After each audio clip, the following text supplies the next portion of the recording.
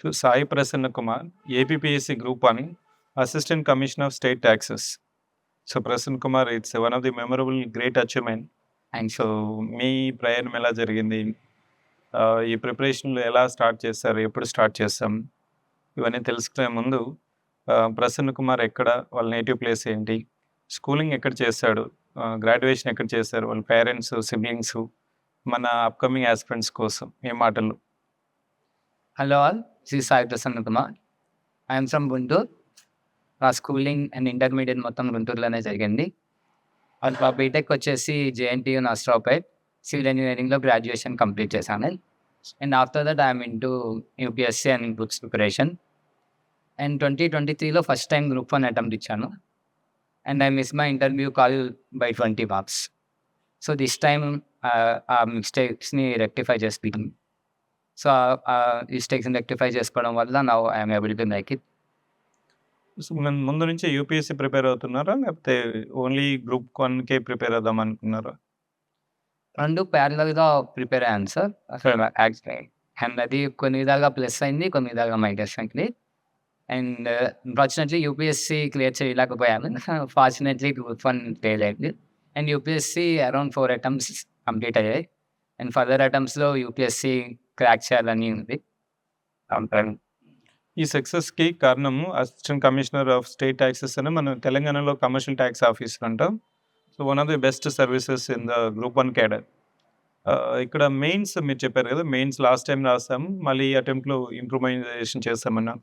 మెయిన్స్‌కొచ్చిన తర్వాత, prelims qualify అయిన తర్వాత చాలామంది స్టూడెంట్స్ కంటెంట్ వీటి మీద కూర్చుంటారు.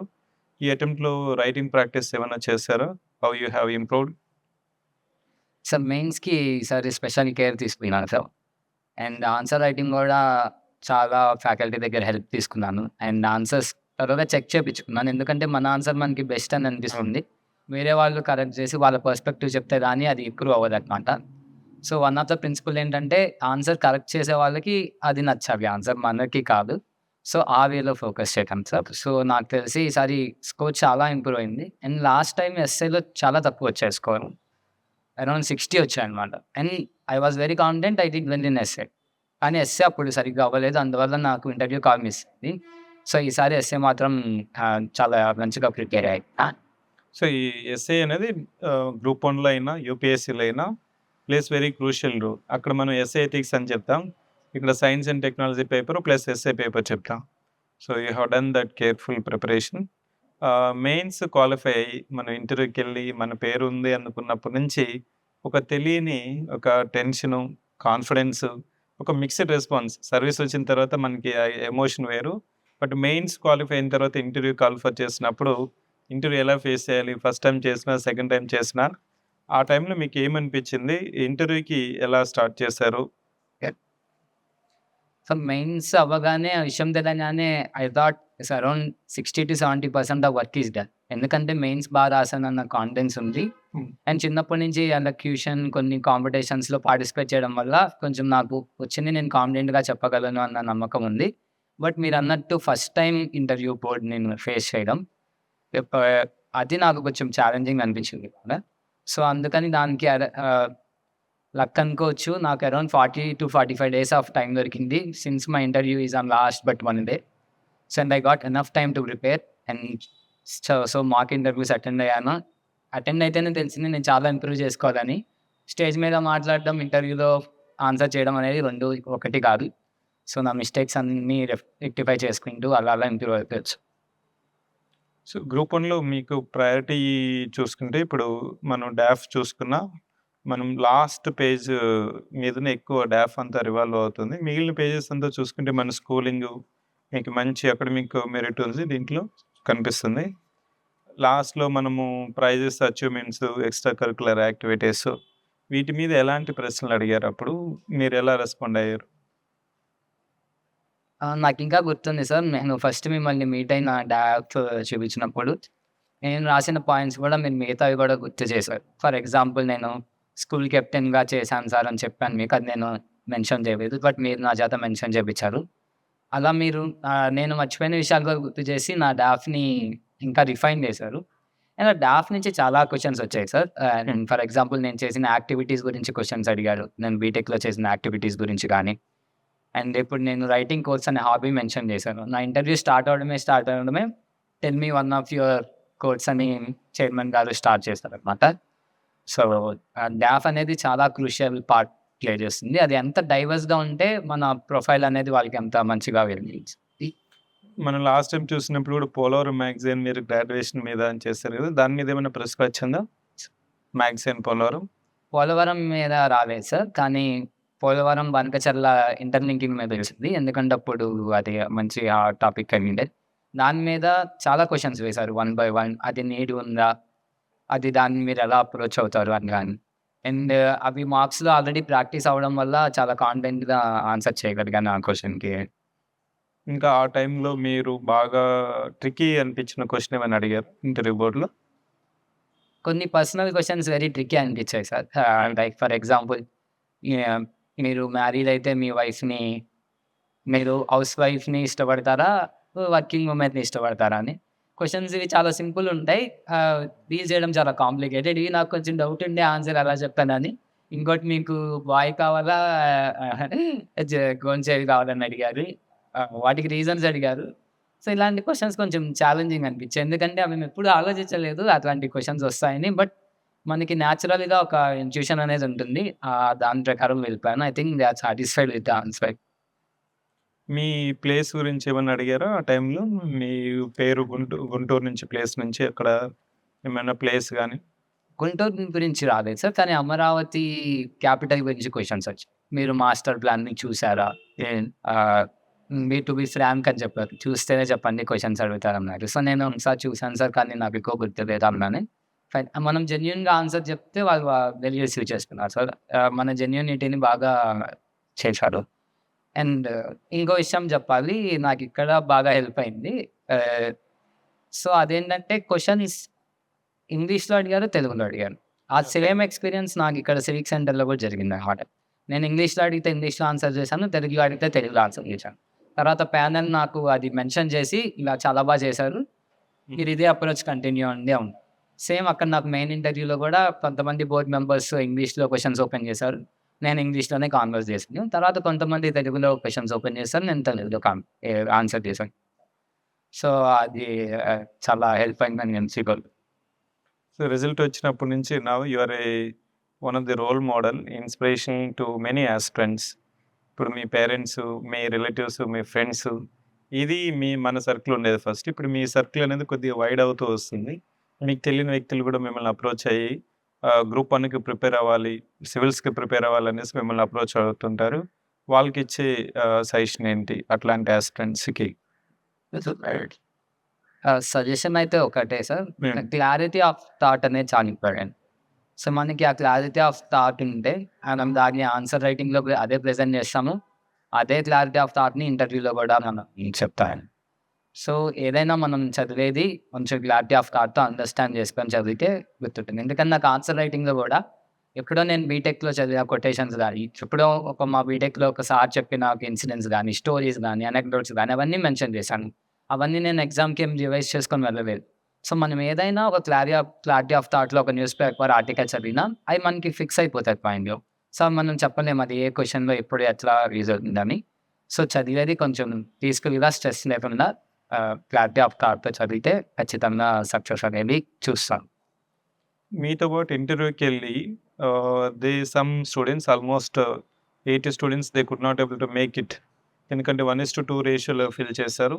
లేదు ప్రిలిమ్స్ క్వాలిఫై, మెయిన్స్ రాసి ఇంటర్వ్యూ వీళ్ళంతా ఒక పొటెన్షియల్ యాస్పిరెంట్స్.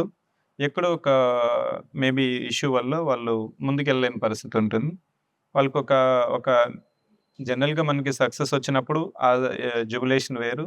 రానప్పుడు ఆ డీమోటివేషన్ వేరు. వీళ్ళంతా మళ్ళీ ఎలా రీస్టార్ట్ చేయాలి? సో, నేను యాక్చువల్లీ సెలెక్ట్ అయిన వాళ్ళతో మన జర్నీ ఉంటుంది ఎప్పుడైనా గానీ.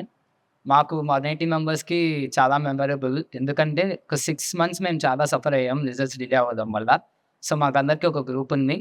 సో, నేనేం అబ్జర్వ్ చేశానంటే everyone is equally worthy candidate. ఆ రోజు నా ఇంటర్వ్యూ బోర్డ్‌లో వచ్చిన 10 మెంబర్స్ గానీ, నేను గ్రూప్స్‌లో చూసిన వే ఆఫ్ థింకింగ్ గానీ everyone is equally capable.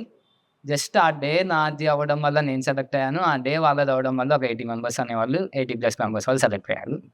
So, you can restart. Just focus చేయండి. మన ఎగ్జామ్ అంటూ మనకొకటి ఉంటుంది. So, maybe in the next notification which is coming, I hope you all get selected and I want to see you in service. Because we are all equally capable, we know. And sometimes luck plays a factor, sir. We should be grateful to it, gratitude. Sometime ఏదో force మనతో పని చేస్తుంది, మనకి help అవుతుంది. So, అలా అందరికీ ఏదో ఒక ఎగ్జామ్‌లో జరుగుతుంది ఖచ్చితంగా. So, don't lose hope. So, I wish to see you all in future. ఈ ప్రిపరేషన్‌లో మనం కొంతమందిని కంపల్సరీ గుర్తుపెట్టుకుంటాం. ఏదో ఒక టైంలో మానిటరీ గానీ, ఫీడ్‌బ్యాక్ కానీ, లేకపోతే ప్రోగ్రామ్స్ గానీ, కోచింగ్ గానీ, పేరెంట్స్ కానీ, ఫ్రెండ్స్ కానీ, అట్లా మీ ప్రిపరేషన్‌లో మీ సక్సెస్‌లో సార్ వీళ్ళు నాకు చాలా సపోర్టివ్‌గా బ్యాక్‌బోన్ ఉన్నారు అనే వాళ్ళు ఎవరు? సార్, ఒక పర్సన్ గురించి చెప్పాలంటే మా చైల్డ్‌హుడ్‌లో సోషల్ టీచర్ గురించి చెప్తాను. నేను 6th and 7th క్లాస్‌లో తను నాకు సోషల్ టీచర్ సార్ అన్నమాట. సో, అప్పుడే తను నన్ను చూసి you should prepare for civil services అన్నారు. అండ్ నేను బీటెక్ అయిపోయాక కోచింగ్‌కొచ్చాను. కోచింగ్‌కొచ్చే ముందు మా సార్‌ని కలిసొచ్చాననమాట. సార్ వెళ్ళి చదువు ఆల్ ద బెస్ట్ అని చెప్పడం కాకుండా నాకు మానిటరీగా కూడా కొంచెం హెల్ప్ చేశారు. సార్ పేరు? సార్ పేరు Koteswararao garu. Now he is working as VRO in Guntur district. And నాకు రిజల్ట్ రావడం ఫస్ట్ వెళ్ళి సార్‌నే కలిసాను. మా పేరెంట్స్ దగ్గరికెళ్ళి ఇంటికెళ్ళిపోయి ఫస్ట్ సార్‌నే కలిసాను కదా! అండ్ అప్పుడు వచ్చిన తర్వాత సార్‌ని మళ్ళీ కలవలేదు నేను హైదరాబాద్ వచ్చిన తర్వాత. ఆల్మోస్ట్ 4, 5 ఇయర్స్ అవుతుంది. నేను ఎప్పుడైతే నాకు ఏదన్నా వస్తదో అప్పుడే నేను సార్‌ని ఫేస్ చేయాలని డిసైడ్ అయ్యానంట. అండ్ సార్‌కి ఇచ్చిన ప్రామిస్‌లో ఇంకా హాఫే ఫుల్‌ఫిల్ అయింది. And he wanted to see me as a civil servant in IAS అకాడమీలో చూడాలనుకుంటున్నారు. తప్పకుండా I will try on it sir. I am giving you assurance again. And thank you sir. ఎందుకంటే అంత చిన్న వయసులో మీరు నేర్పించిన వాల్యూస్ గానీ, మీరు నన్ను షేప్ చేసిన విధానం గానీ, అవి ఇప్పటికీ నాతో కంటిన్యూ అవుతున్నాయి. అవే నాలో ఇప్పటికీ రిఫ్లెక్ట్ అవుతున్నాయి. And I am very grateful. So, Prasanna Kumar లాగా ప్రతి ఒక్కరికి ఒక మోటివేషన్, రోల్ మోడలు, మీ యొక్క డ్రీమ్‌ని, మీలో ఉన్న టాలెంట్‌ని ఐడెంటిఫై చేసి, వాటికి జస్ట్ మనం ఒక ప్రమోషన్ అంటే ప్రమోషన్ అని చెప్పలేను, సపోర్ట్ చేస్తాయి, కాన్ఫిడెన్స్ ఇస్తాయి. ఆ ఏజ్‌లో మనకున్న కాంపిటెన్సీ గానీ, టాలెంట్ గానీ ఐడెంటిఫై చేసి, జస్ట్ భుజం మీద తట్టి "నువ్వు అవుతావు, నువ్వు ట్రై చెయ్యి" అనే ఒక సపోర్ట్ మెకానిజం అనేది ఎక్కడున్నా కానీ, మీరు ఏ ఫీల్డ్‌లో ఉన్నా కానీ, అది గ్రూప్ 1 కావచ్చు, గ్రూప్ 2 కావచ్చు, సివిల్ సర్వీసెస్ కావచ్చు, దీనికన్నిటికి మన మీద మనకు కాన్ఫిడెన్స్ ఉండాలి. మనల్ని అనుకున్న ఈ పాజిటివ్ మైండ్ సెట్ పీపుల్‌తో గానీ మీరు గానీ ఉన్నారంటే, ఈరోజు మీ పేరు లిస్ట్‌లో వచ్చి గ్రూప్ 1 ఆఫీసర్‌గా ఉండొచ్చు. లేని వాళ్ళు ప్రిలిమ్స్ రాసి, లేకపోతే మెయిన్స్ రాసి, ఇంటర్వ్యూకెళ్ళిన వాళ్ళు అక్కడ ఒక స్టెప్ ఫార్వర్డ్ అయ్యి మీరు ఆగిపోయినప్పుడు, అది ఫెయిల్యూర్‌గా మనం తీసుకోకూడదు. నేను ప్రతిసారి చెప్తూ ఉంటాను. ఎక్కడైతే మనం ఆగిపోతామో, అక్కడి నుంచి మనం ఏం నేర్చుకున్నాం అనేది నెక్స్ట్ ఐడెంటిఫై చేసి, ఇంకొక 2 స్టెప్స్ మీరు ముందుకు గాని వెళ్ళినట్లయితే కంపల్సరీ సక్సెస్ అనేది మీ యొక్క మీ యొక్క లైఫ్‌లో పార్ట్ అవుతుంది. ఫెయిల్యూర్ అనేది లెసన్‌గానే ఉండాలి. అట్లాంటి యాస్పిరెంట్స్‌లో ప్రసన్న కుమార్ తనే చెప్పాడు. గ్రూప్ 1 సర్వీస్ అనేది చాలా కాన్ఫిడెన్స్‌నిచ్చింది. సివిల్ సర్వీసెస్ అవ్వాలనేది నా యొక్క డ్రీమ్ అనుకుంటున్నారు. సో, దానికి కంపల్సరీ డ్రీమ్‌ని రియలైజ్ చేసుకోవడం కోసం ఇప్పుడొచ్చిన గ్రూప్ 1 అనేది చాలా కాన్ఫిడెన్స్ బూస్ట్ చేస్తుంది. So, we wish all the best and congratulations Prasanna Kumar. Thank you sir. Thank you. So, you are one of the proud student of Civic Centre. ఇలా మీరు ఎక్కడికెళ్ళినా మోటివేట్ చేయాలనేసి. So, once again thank you. So, team Civic Centre role మీకు ఎలా అనిపించింది? మీ యొక్క ప్రిపరేషన్‌లో last ఇంకా మేము ఎలా చేస్తే బెటర్‌గా ఉంటుందని అనుకుంటున్నారు మీరు? నేను కొన్ని మార్క్స్ అటెండ్ అయ్యాను sir. To be frank. But a ఇన్‌స్టిట్యూట్‌లో వాళ్ళు సెపరేట్‌గా డాఫ్స్ మీదే మార్క్ తీసుకున్నారు. ఇనీషియల్ నేను ఫస్ట్ ఇక్కడే ఒక మార్క్ అనేది ఇచ్చాను. That mark solely focused on my DAFs. ఆ డాఫ్‌ని రిఫైన్ చేసి, ఆ డాఫ్స్‌లో ఉన్న పాయింట్స్‌తో మీరు సాటిస్ఫై అవ్వకుండా ఇంకా గుర్తు చేస్తూ ఏమైనా మిస్ అయ్యామా మన చైల్డ్‌హుడ్ నుంచి, మీరన్నీ రిఫైన్ చేశారు. And I am very thankful to it. And ఇదెందుకు నాకు చాలా మెమరబుల్ అంటే, and just before 2, 3 days of the main interview నేను ఇక్కడ ఇంకో ఫుల్ లెంగ్త్ మార్క్ ఇంకోటి అటెండ్ అయ్యాను. And it went really well. అది ఇందాక చెప్పినట్టు ఇంగ్లీష్‌లో క్వెషన్స్ అడ్రస్ చేస్తే ఇంగ్లీష్‌లో చెప్పడం, తెలుగులో అడిగితే తెలుగులో చెప్పడం, స్పోర్ట్స్ నుంచి క్వెషన్స్ అడిగారు. నేను పార్ట్ టైమ్ చేస్తున్నానంటే దాని నుంచి క్వెషన్స్ అడిగారు. ఓవరాల్‌గా అది నాకు చాలా కాన్ఫిడెన్స్ అనేది ఇచ్చింది. అండ్ ఇంటర్వ్యూ చాలా బాగా జరిగింది. అండ్ నేను ఆ కాన్ఫిడెన్స్‌ని అలా నా మెయిన్ ఇంటర్వ్యూకి క్యారీ చేశాను. So, I am very grateful to civic centre for boosting my confidence. And and that is one of the reason sir. ఎందుకంటే ఇంటర్వ్యూస్‌లో confidence is the key. Just మనం రూమ్‌కెళ్ళే ముందు గూడా మనకు ఆ కాన్ఫిడెన్స్ అనేది క్యారీ అవ్వాలి. ఎక్కడైనా అది డ్రాప్ అయితే మనకి ఇబ్బందవుతది. ఒక్కొక్క చిన్న టఫ్ క్వెషన్ ఎదురైనా ఇబ్బందవుతుంది. So, I am very grateful. Thank you once again.